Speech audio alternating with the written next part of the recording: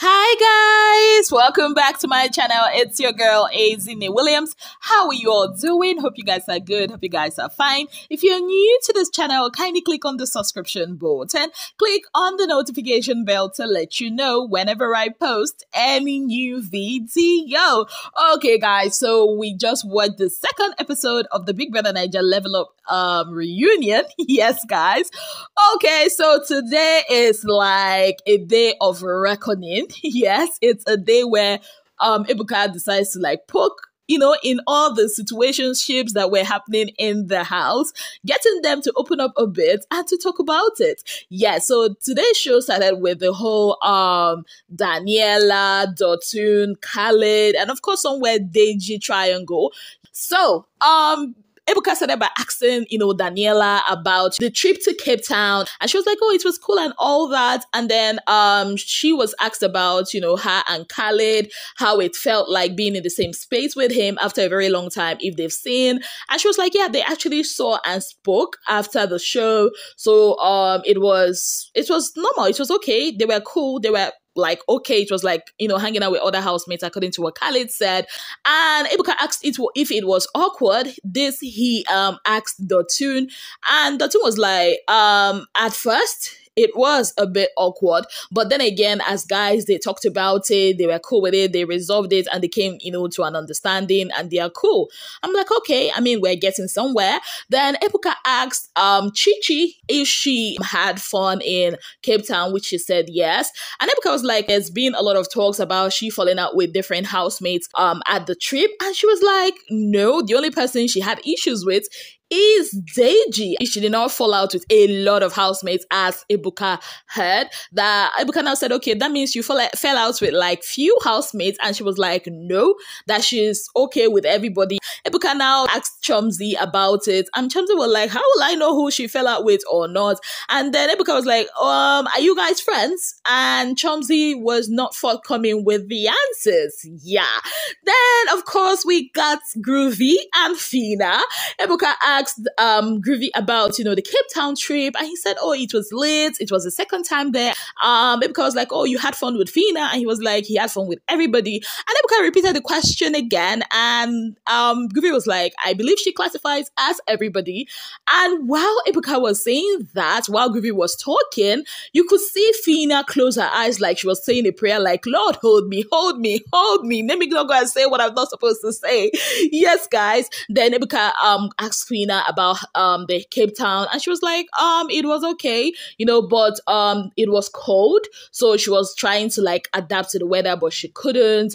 And Ebuka was like, okay, so you had fun? She was like, no, not really. And Ebuka was like, oh, but you were with Groovy. And she was like, sometimes what we do, we had fun. Ebuka was like, but you had fun? And she was like, Ebuka, that's it. And Ebuka was like, okay, so is that the reason why you almost missed your flight? I'm like, this Ebuka too, like a proco. How did Ebuka know? Me itself, I didn't know she almost, missed her flight. And Ebuka was like, what were you doing the night before? And she could not really answer that question. And Ebuka turned to Brian to give us an answer. And Brian was like, where was the flight, Steph? Like, that was the question. And Brian was like, they were like different batches. So they had like a different batch fly on a different airplane. We also treated the situation between Fam Savvy and Eloswag. Honestly, the way Fam Savvy was about that situation, I actually thought they had resolved it. So according to Fam Savvy, he and Eloswag, who he fondly calls Eloka, shared a room. They were like roomies before they got into the house. They had plans. They got each other's back. That when Eloswag won the head of house, he was like, wow, he's safe. He even hugged him, only for him to hear his name from Biggie's mouth as one of the nominated housemates. And he was like, what? Like, the guy betrayed him. He felt betrayed. Even though people were laughing, like a lot of them were laughing, especially from that side that Phyna and the rest sat. They were really laughing. And he was like, this is not funny. I'm actually pouring out my heart here. And Ebuka asked Eloswag, like, do you now see how he feels? Like, do you understand? And he was like, yes, but the thing is, he has reached out to him. His mom, Eloswag's mom, called Fam Savvy. Even a top Nollywood actress got to call them together to reconcile them, which I saw because I remember Miss Yaigbe called both of them together. And of course, they had like a reconciliation, or that's what Elo Swag thought. But according to Fam Savvy, he's still not let go of it. And Ebuka was like, I mean, if Elo Swag has reached out to Fam Savvy, why still not, why is he still holding on to that grudge? And Fam Savvy was like, you know what, that he cannot trust him. But there's something that Fam Savvy said that really, like, I didn't like that. He was like, he feels that if somebody gave Elo Swag poison to give him, that he would do it. I'm like, it's not that deep. Even Elo Swag said it's not that deep. For me, that's like very, very deep for, what happened at the house, right?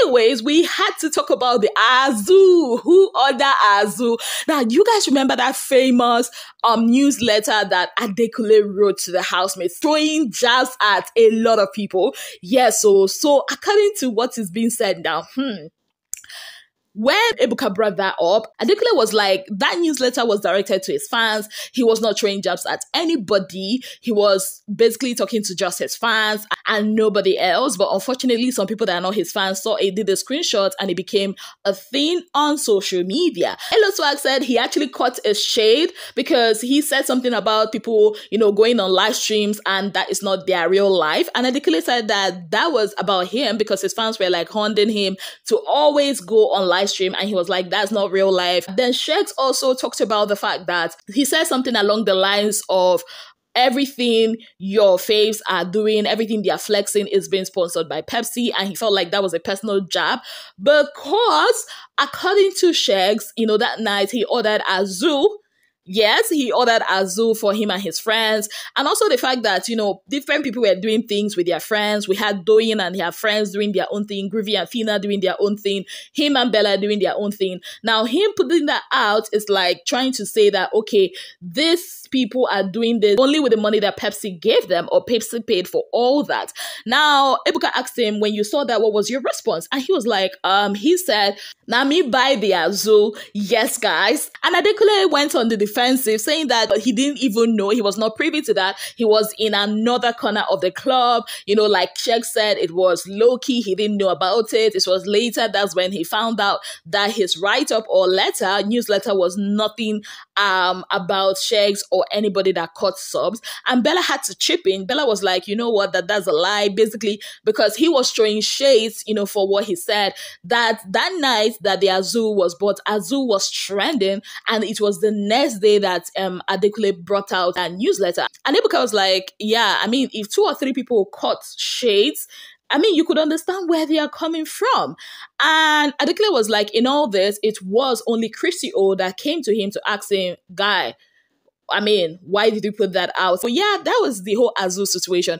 Honestly, I believe that Adekunle was lying because I saw the newsletter and I'm like, guy, why are you lying? Like, you threw shades at Chumsy, you threw shades at Phyna, you threw shades at a lot of them, and this one you're acting brand new. I don't understand. Anyways, away from that, we also had, the situation between Doyin and Saif. Doyin apologized to Saif, for some of the things she said to Deji that night about him. She said, for her, she also felt like her level people were really, that's the level 1 people were really personal. For her, she views competition a different way and not the way that they see it, that she fancied Saif, and at that moment, she fancied the fact that he was, his audacity, and he was bold, the way he corrected Big Brother when Big Brother mispronounced his name. Yes, guys. And then we got to Brian. Yes, Ebuka was like, okay, Brian, tell us, what was it about, Diana? Because we remember how you were like, on Saturday, you're going to move on to Diana and all that. And Brian was like, it was all cruise, but they were like, no, it wasn't cruise. We were really keen on that. And Brian was like, you know what? Why won't he? That Diana is such a beautiful lady, despite the age difference and all that. Away from that, Ebuka brought up the whole Diana, Giddy Fire, and Amaka triangle. So Diana was like, she and Amaka had an understanding. They were roommates before they got into the house, that they would never fight over men or man. Yes, guys. Now that Amaka told her to talk to Elo Swag, Dotun, Giddy Fire, Groovy, who else? She mentioned plenty names. Yes, guys. And she now asked Amaka, did we not agree that we're not going to fight over men? Amaka explained the whole situation. She told Ebuka, about how the whole Fire and Amaka thing started, that she did not know that there was something going on between Fire and Diana. Diana never told her. Diana was saying that they are friends. It was like, okay, let Diana talk to Fire for her, because she was very impulsive, according to her, and she made all those decisions without actually taking her time to know the kind of person that Fire was. And Ebuka was like, after witnessing the fight that happened in the garden, did you not take a cue that these guys were together? She was like, oh, she heard from different people and all that.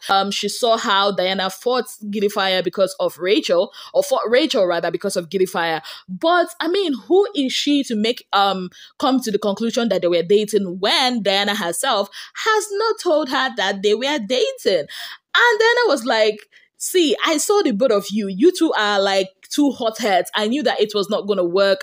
And besides, me and Fire at that time, we are like very cool.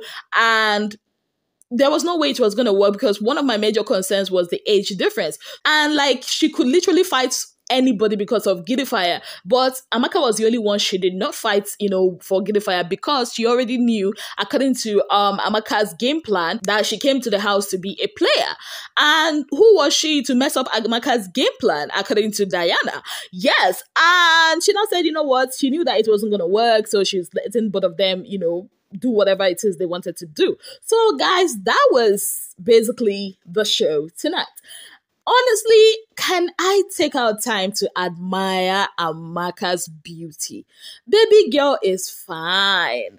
Like, she is so beautiful. Her skin is giving. Also, Diana is effortlessly funny. Like, I could not even take them serious. Like, I could not take them seriously, the both of them. I love the fact that Amaka was graceful while making her point, but I see some other fights brewing, especially between Amaka and Fire, because this one with Diana, I think, is just child's play compared to what is about to hit us. Yes, so that was the show tonight. Yes, overall, it was okay. It was okay. We are getting there. We've not gotten to the main Basbos yet. This is just like the introduction to the Basbos, the calm before the storm. What did you think about today's reunion? Let me know in the comment section. On that note, I'd like to say a very big thank you to you all for being part of my channel. If you have not yet subscribed, what exactly are you waiting for? Kindly click on the subscription button, click on the notification bell to let you know whenever I post any new video.